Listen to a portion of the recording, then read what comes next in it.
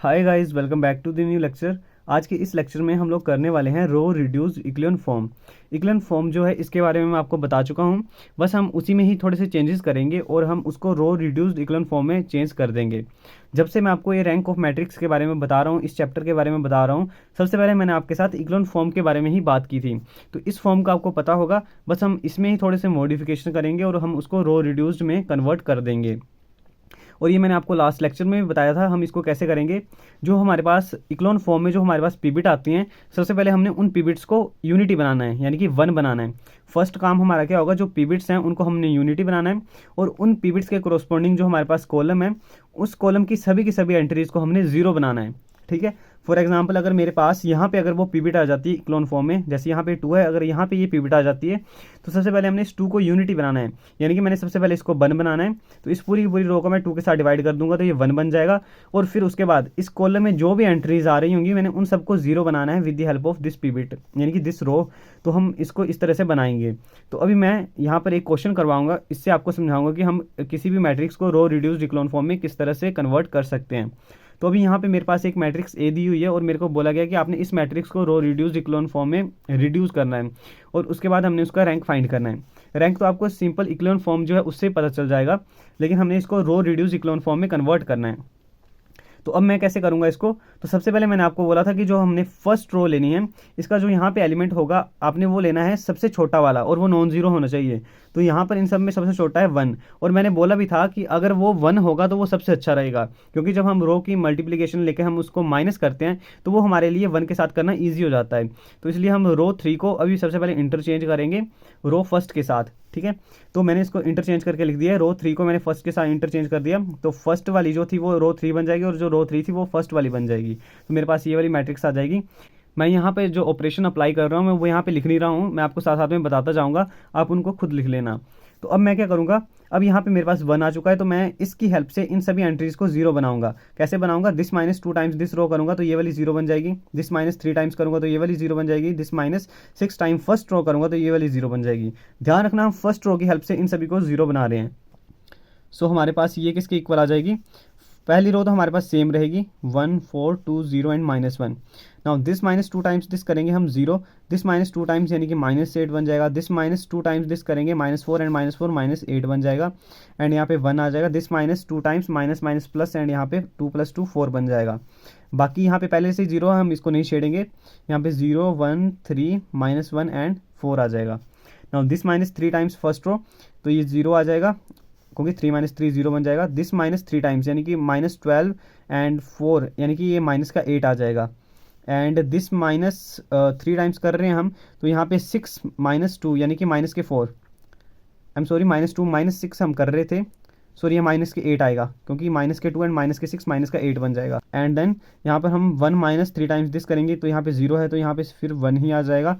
And 1 - 3 times this minus minus plus यहाँ पे 4 बन जाएगा।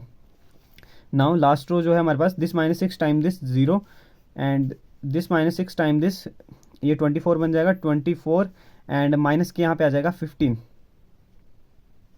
एंड दिस -6 टाइम दिस, ये 12 बन जाएगा, माइनस माइनस -13 आ जाएगा। ठीक है। एंड यहाँ पे 1 का 1 आ रहा है एंड यहाँ पे -6 आ जाएगा तो ये प्लस का बन जाएगा तो यहाँ पे 12 आ जाएगा। तो मेरे पास ये आ गया। ऑपरेशन आपको क्लियर होंगे। तो मेरे पास यहाँ पे ये मैट्रिक्स आ रही है। फिर इसके बाद हम क्या करेंगे, ये सब कुछ मैंने आपको पहले से ही बताया हुआ है। अब जैसे हमारे पास फर्स्ट पीबिट तो ये आ जाएगी, अब सेकंड पीबिट हमारे पास यहीं पर ही बनने वाली है, क्योंकि यहाँ पे 4 रो हैं। तो अगर यहाँ पे जीरो भी होंगी, अगर 3 रो तो वो किसी एक रो की हेल्प से होंगी, तो वो यहाँ पे एक पीबिट तो यहाँ पे बन ही जाएगी। तो अब यहाँ पे पीबिट बनेगी और फिर से हम वही करेंगे, सबसे स्मॉल और वो पॉजिटिव वाली जो हमारे पास वैल्यू होगी हमने उसको यहाँ ऊपर रखना है, और अगर वो 1 होगी तो सबसे बेहतर होगा। तो यहाँ पे 1 है हमारे पास रो थर्ड में, हमने रो 2 और रो 3 को हमने इंटरचेंज कर लिया तो ये वाला ऊपर चला जाएगा। फिर इस 1 की हेल्प से हम इन सबको जीरो बना सकते हैं। मतलब ये सब कुछ मैंने आपको करवाया हुआ है तो ये आपको अच्छी तरह से आता होगा। 0 एंड -1 आ जाएगा। अब मैंने रो 3 और रो 2 को इंटरचेंज कर दिया तो यहाँ पे आ जाएगा 0 1 3 एंड -1 एंड 4 एंड यहाँ पे आ जाएगा 0 -8 -8 1 4 एंड 0 -8 -8 1 एंड 4। अभी दो रोज तो सेम हो गई है, यानी कि यहाँ पे एक रो तो यहाँ पे इजीली 0 बन रही है। अब हम देखेंगे कि टोटल कितनी बनेगी। फिर यहाँ पे आ जाएगा 0 -15 -13 1 एंड 12। सो फर्स्ट पिवट हमारे पास ये थी, सेकंड ये है। अब हमने इसकी हेल्प से सभी की सभी एंट्रीज को जो नीचे की हैं उन सबको हमने जीरो बनाना है। तो कैसे करेंगे, -8 + 8 टाइम्स दिस रो करेंगे तो हमारे पास ये जीरो बन जाएगी। दिस प्लस 8 टाइम्स वही करेंगे, सेम रो है क्योंकि ये, तो ये भी जीरो बन जाएगी। And this plus 15 times this row करेंगे तो ये वाली भी जीरो बन जाएगी। क्लियर हो गया ये। So this is equal to हमारे पास आ जाएगा 1 4। अब फर्स्ट रो तो सेम रह रही है, हम अभी तक सिर्फ इसको सिंपल इक्लोन फॉर्म में कन्वर्ट कर रहे हैं। ये मैंने आपको पहले बताया हुआ है, तो ये तो आप लोगों को आता होगा, इसमें कोई कन्फ्यूज़न नहीं होगी। सो यहाँ पे क्या आ जाएगा, 0। दिस प्लस 8 टाइम्स, ये वाली भी जीरो बन जाएगी। एंड दिस प्लस 8 टाइम्स, यहाँ पे 24 बन रहा है, 24 - 8 करेंगे हम तो हमारे पास आ जाएगा 16। तो यहाँ पे आ जाएगा 16। एंड दिस -8, तो यहाँ पे माइनस का 8 एंड +1, तो यहाँ पे माइनस के 7 आ जाएगा, ठीक है। एंड देन 4 माइनस, सॉरी हम प्लस कर रहे थे, तो यहाँ पे 4 प्लस यहाँ पे 8 × 4 यानी कि 32, 32 + 4 36 आ जाएगा यहाँ पे। अब ये नेक्स्ट रो भी सेम है, तो यहाँ पे सेम तो ऑपरेशन अप्लाई हो रहा है, तो यहाँ पे भी ये 0 0 16 - 7 एंड 36 बन जाएगी। एंड लास्ट रो जो है, this plus 15 times this 0, this plus 15 times this, तो यहाँ पे 45 माइनस हम 13 करेंगे तो हमारे पास आ जाएगा 32।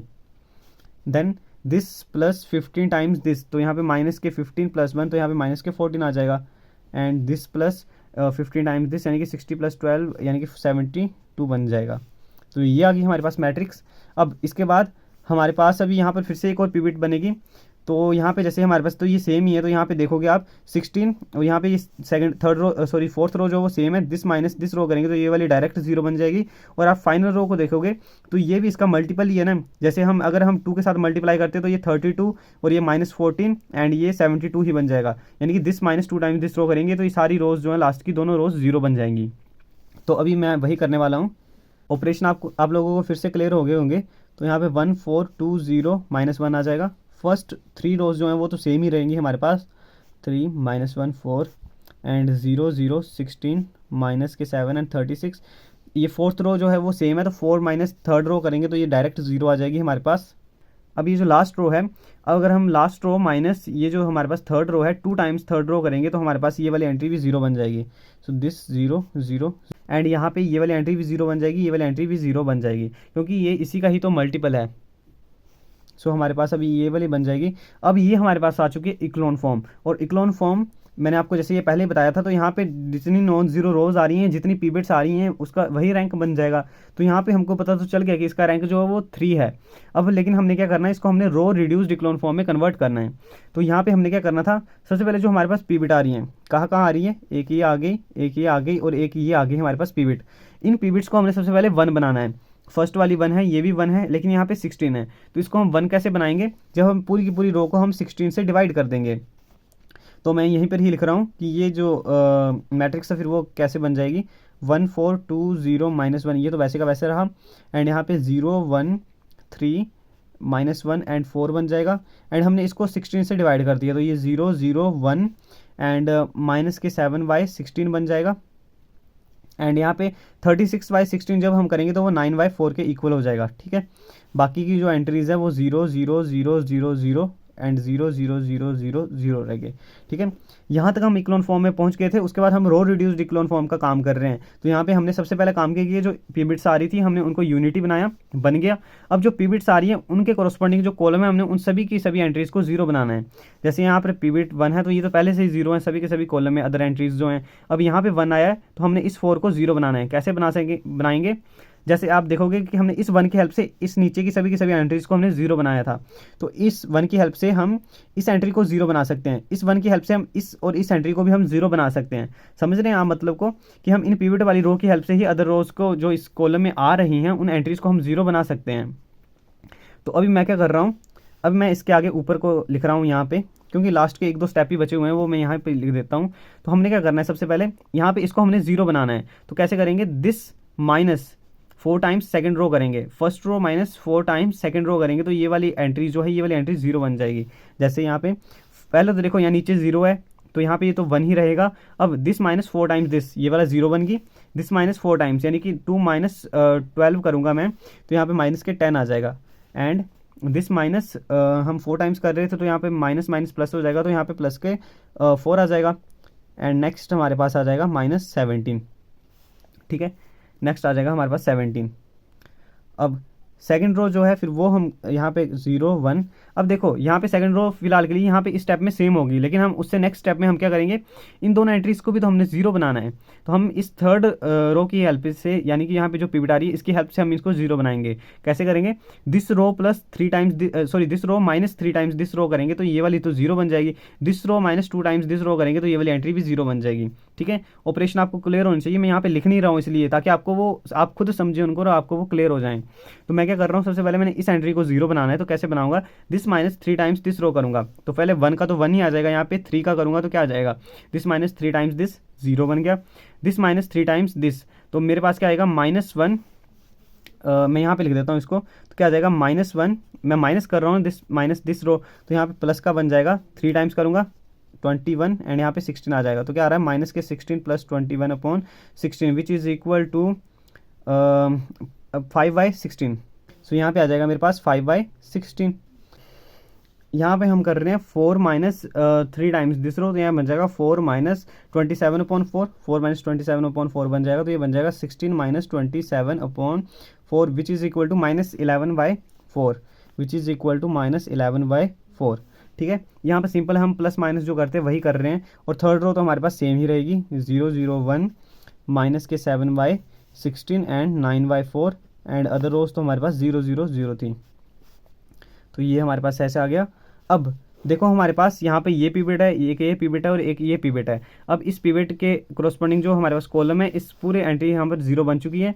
यहाँ पे भी 0 है लेकिन यहाँ पे अभी भी -10 है, तो हमने इस -10 को 0 बनाना है। तो कैसे बनाएंगे, फिर से इसी रो की हेल्प से, यानी कि इसी पिवट की हेल्प से हम बनाने वाले हैं। तो दिस प्लस सॉरी यहाँ से करेंगे क्योंकि हम इस रो में चेंजेस करेंगे। So this row plus 10 times this row करेंगे तो यहाँ पे ये 0 बन जाएगा। रो 1 में हम चेंज कर रहे हैं, तो फिर से मैं इसको ऊपर लिख रहा हूँ यहाँ पे। तो फिर मेरे पास मैट्रिक्स क्या बन जाएगी, 1 0 एंड यहाँ पे दिस प्लस 10 टाइम्स दिस किया था तो ये वाली तो 0 बन जाएगी, लेकिन दिस प्लस 10 टाइम्स दिस करेंगे तो ये मेरे पास आएगी -3/8। कैलकुलेट करके देख लेना, मैंने पहले से किया हुआ है तो मेरे को पता है माइनस के 3/8 ही आने वाली है। एंड सिमिलरली हम नेक्स्ट करेंगे यहाँ पे दिस प्लस 10 टाइम्स दिस करेंगे तो हमारे पास आ जाएगा यहाँ पे 11/2। तो यहाँ पे आ जाएगा 11/2।